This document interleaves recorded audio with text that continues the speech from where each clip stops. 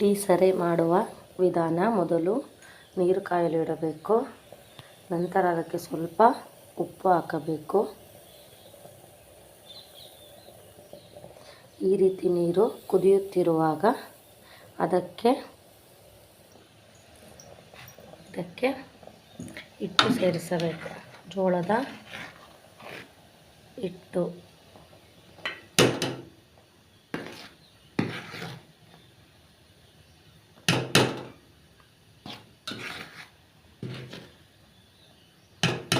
ಒಂದು 3-4 ಸ್ಪೂನು ಹಿಟ್ಟು ಸೇರಿಸಬೇಕು.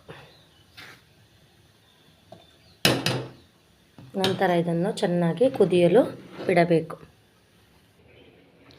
ಈ ರೀತಿ ಬೇಯಲು ಬಿಡಬೇಕು. ನಂತರ ಅದನ್ನು ಕೂಡಿಸಬೇಕು. ಗಂಟಿಲ್ಲದಂತೆ ಕೂಡಿಸಿಕೊಳ್ಳಬೇಕು.